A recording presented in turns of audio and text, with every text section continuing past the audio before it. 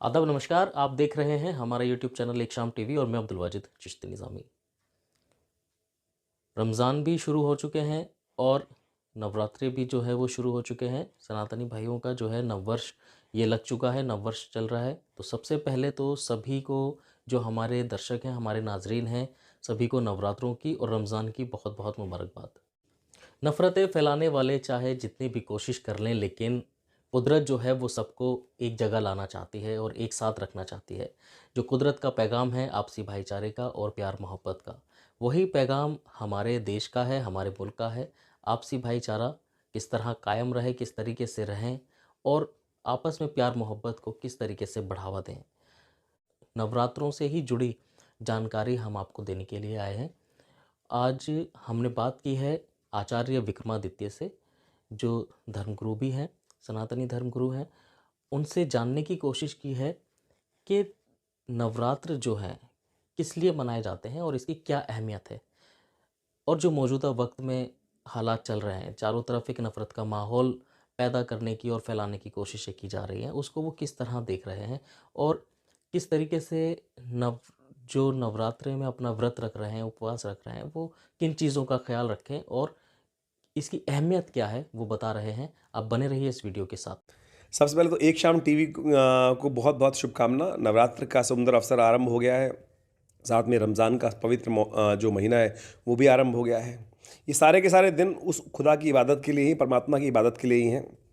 तो बड़ा सुंदर है, दोनों मुहूर्त एक साथ बने हैं, तो हम सब मिलकर उस ऊपर वाले का नाम लें, तो इससे बढ़िया कल्याणकारी क्या हो सकता है और।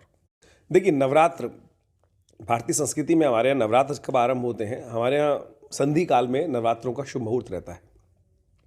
जैसे ही चैत्र आरंभ हुआ, चैत्र में नया साल आरंभ होता है, तो नया साल आरंभ करते वक्त जैसे हम कुछ अच्छा काम करें, पवित्रता के साथ कार्य शुरू करें, भगवान का नाम लें, व्रत करें, इसका कई तरह के अलग अलग पहलू हैं। सेहत के दृष्टिकोण से एक अलग पहलू है, अध्यात्म के दृष्टिकोण से अलग पहलू है और आत्मोन्नति के लिए एक अलग पहलू है। सबसे पहले तो मौसम परिवर्तन हो रहा है, सर्दियाँ खत्म हुई हैं, गर्मियाँ आरंभ हो रही हैं। तो ऐसे में अपनी सिस्टम को, इम्यून को स्ट्रॉन्ग करने के लिए सबसे पहले क्या होता है कि शरीर को शुद्ध करने की आवश्यकता है।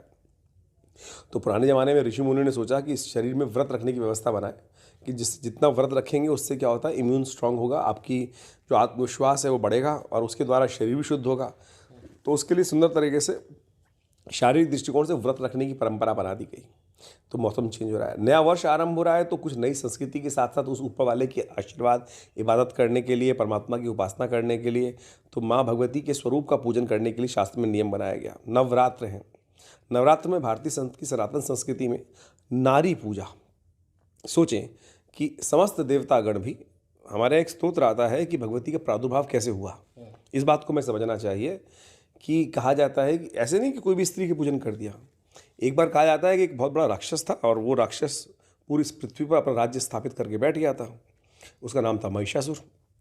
और जब उससे कोई विजय प्राप्त कर ही नहीं पा रहा था, तो समस्त देवतागण, समस्त परमात्मागण चिंतन कर रहे थे, तो क्या हम कैसे उस पर विजय प्राप्त करें।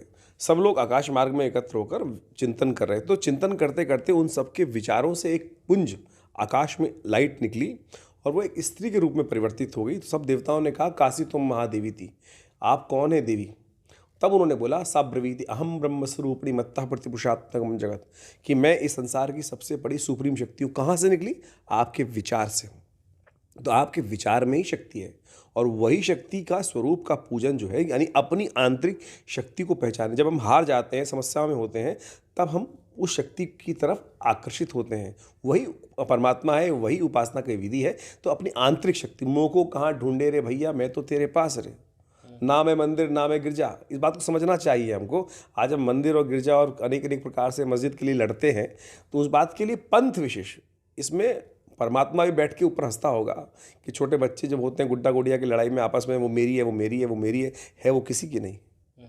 तो इस बात को हमें समझना चाहिए कि है क्या। और हमारे जो तथाकथित तौर पे लीडर्स हैं, हमारे तथाकथित तौर पे जो पंडित हैं, मौलाना है, वो अपनी अपनी पूंछ को बढ़ाने के लिए हम सबको, सीधे साधे लोगों को आपस में किस प्रकार से भिड़ाते हैं।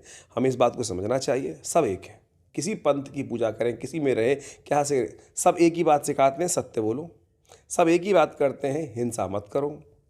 लेकिन फिर भी जो लोग अपने अपने समय पर आते हैं उसको सबको परिवर्तित कर कर अपने अनुसार से, अपने विचारों के अनुसार से अपनी पूंछ बड़ी कर लेते हैं और वही मूंछ का विशेष बन जाता है। हमारे यहाँ नवरात्र के दिनों में सबसे आसान तरीका जो बनाया गया, वैसे तो भगवान के अनेक रूप हैं, लेकिन कहा गया कि नवरात्रों में माँ भगवती की उपासना करनी चाहिए। उनके 9 रूप बताए गए हैं। प्रथम शैलपुत्री च, द्वितीयम ब्रह्मचारिणी, तृतीयम चंद्रघंटेति कुष्मांडेति, चतुर्थकम पंचम स्कंदमातेति, षष्ठम कात्यायनीति च, सप्तमम कालरात्रि च, महागौरीति च, अष्टम नवम सिद्धिदात्री च। ये 9 रूप भगवती के हैं। इनकी उपासना करने का एक नियम है। सुबह सुबह पवित्र होकर सबसे पहले सूर्योदय से पहले स्नान करें, भगवान सूर्य का ध्यान करें, पवित्र वस्त्र धारण करें, सत्य का व्रत लें। अब व्रत की बात आ जाती है तो लोग केवल शारीरिक शुद्धि के लिए कह लेते हैं हमने खाना नहीं खाना तो यही व्रत हो जाता है ना। व्रत ये नहीं है। व्रत का वास्तविक तौर पर भूख हड़ताल से कुछ लेना देना नहीं है, वो तो शारीरिक दृष्टिकोण से। व्रत का मतलब ये होना चाहिए कि मैं परमात्मा का चिंतन करूंगा, अक्रोध गुस्सा नहीं करूंगा, असत्य का भाषण नहीं करूंगा। ये तो हुआ व्रत। व्रत का एक संस्कृत शब्द है उपवास। अब आपने सबने सुना होगा उपवास। उपवास जो है 2 शब्दों का है, वास और उप। जहाँ वास का मतलब होता है रहना, जहाँ रहते हो वहाँ से वहाँ से उठो ऊपर, अब वहाँ से स्विच ऑफ करो, कहीं और चल के रहो। यानी इस संसार से हटकर उस अध्यात्म में जाकर रहने का प्रयास करो, तब तो हुआ उपवास।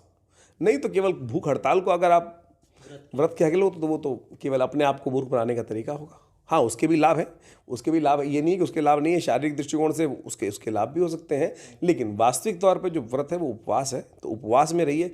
लेकिन होता क्या है कि जब आप व्रत रखते हैं, उपवास रखते हैं, तो कहते हैं उस दिन ज़्यादा खाते हैं, और तो और बात बात पे गुस्सा आता है आपको, क्योंकि आपको आपकी एनर्जी मिल नहीं रही होती है। और हर एक घर में ये चलता है कि देखो मुझे मत छेड़ना, मेरा व्रत है, मेरा उपवास है, मेरा रोज़ा है। अरे भैया, रोज़ा रख रहा है या हम पे, या व्रत रख रहा है या कुछ और करना चाह रहा है? व्रत का मतलब उपवास, रोज़ा जो भी रखा, शांत हो, अंदर उतर, उसकी इबादत कर। उसके बाद भी बाहर के प्रपंच में फंसा रहे, और उसके बाद अगर हमारे यहाँ व्रत कोई रखा हुआ है, उसके व्रत की फिर पालन करने का तरीका हो जाता है। कुट्टू के आटे के पकौड़े बन रहे हैं, ये बन रहा है, वो बन रहा है। अरे यही करना था, पार्टी उड़ानी थी, तो फिर व्रत रखा क्यों? वैसे ही पार्टी कर लेता। तो आप सीधी तरीके से सात्विक तौर से अल्पाहार खा के सुपाच्य भोजन कर कर जो मिल जाए परमात्मा का आराधना मानकर उसको लेकर फिर जियो, तब तो व्रत हुआ और तब उसका लाभ मिलेगा। आखिरी जाते जाते संदेश क्या देना चाहेंगे? जिस तरीके का माहौल देश के अंदर बन रहा है, चारों तरफ एक नफरत का माहौल है, कैसे इससे निपटें लोग? देखिए, मानव की फितरत है लड़ना हमेशा। मानव सदा लड़ता आया है। मानव हम कहते हैं मानव है, तो सबसे पहले तो मानव ही बने ना। वेद कहता है मनुर्भव। वेद ये नहीं कहता कि सनातनी भव, वेद ये नहीं कहता भक्त भव, वेद कहता है मनुर्भव, मनुष्य बनो, मानवता को पहचानो। किसी के दुख को देखकर यदि आपके मन को द्रवित नहीं होता, रास्ते में कुत्ते को चोट लगी हुई है और आप अपनी गाड़ी में बैठ के चले जा रहे हैं, तो आप मानव नहीं हो सकते। सबसे पहले मानवता सीखनी पड़ेगी। कोई भी व्यक्ति है तो हम इस बात को सबसे पहले समझें, किसी को, सामने वाले व्यक्ति को देखकर, किसी भी अवस्था को देखकर यदि आपके मन में हीन भावना उत्पन्न हो रही है, घृणा उत्पन्न हो रही है, तो आप मानव नहीं कहलाने योग्य। किसी के दुख को देखकर, किसी की समस्या को देखकर मन द्रवित होना चाहिए, मन में स्नेह उत्पन्न होना चाहिए कि इसके साथ में समस्या है, हम कैसे उसको ठीक कर सकते हैं। एक जानवर का भी सोचो, ये चीज़ जानवर सीख लो।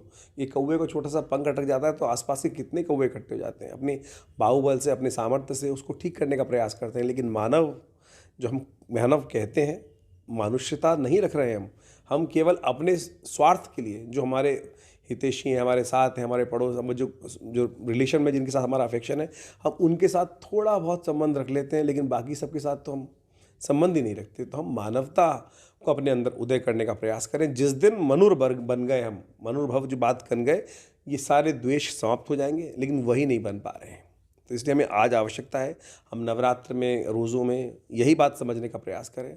उस खुदा ने काफिर शब्द किसके लिए उच्चारण किया? जितना मैं समझ पाता हूँ, काफिर वो जो खुदा को ना माने।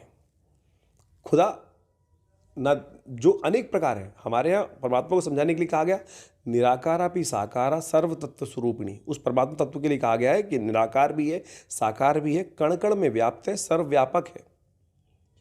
सर्वव्यापक है, हर कण कण में व्याप्त है। तो जब तक इस सिद्धांत को नहीं समझोगे, वहाँ उसको जो न माने वो काफिर है, यानी वो गलत है, वो इस संसार में के लायक व्यक्ति नहीं है। यही तो कहा गया, वही राक्षस है ना, वही राक्षस है। तो राक्षस की बात यही की गई जो उस खुदा की शक्ति को ना माने। लेकिन कुछ लोगों ने उसको कैसे इंटरप्रेट कर दिया है कि नहीं, जो खुदा, अल्लाह को ना माने। अल्लाह, अभी कई लोगों ने इस बात को समझाने का प्रयास, अल्लाह और ओम एक है, तो बिल्कुल ठीक है, कोई फ़र्क नहीं है, लेकिन उस बयान को भी किस प्रकार से पेश किया गया है आपके सबके समक्ष है। अगर एक मदनी साहब ने एक बात कही है, गलत तो नहीं कही, अब उसमें कहीं ना कहीं उनका सिद्धांत कुछ आ गया, लेकिन मुंह से निकल गई ये बात कि अल्लाह और खुदा वास्तविक तौर पे ओम एक है, तो कहाँ फ़र्क है भाई, यही तो बता रहे हैं। लेकिन आज बयान को जिस प्रकार से यूज़ किया गया है वो आपके सबके समक्ष है, तो हम उसको वास्तविकता समझें। कहीं ना कहीं वास्तविकता सत्य सामने आ रहा है, और इन मतबाजी, इन पंथबाजी में कुछ नहीं रखा है। मरते सब हैं, जिंदा सब, जो जिंदा होते हैं वो मरते सब हैं, कोई अमर नहीं होता भाई। सबके अंदर वही खून है, जब लगता है सबको एक ही लगता है। लेकिन हमारे कुछ लोगों ने ज़बरदस्ती, चाहे इधर के हों, चाहे उधर के हों, चाहे किधर के भी हों, उन सब ने इस विडंबना को उत्पन्न कर रखा है, और जो सीधे साधे बेचारे लोग हैं वो बीच में फंसे हुए हैं।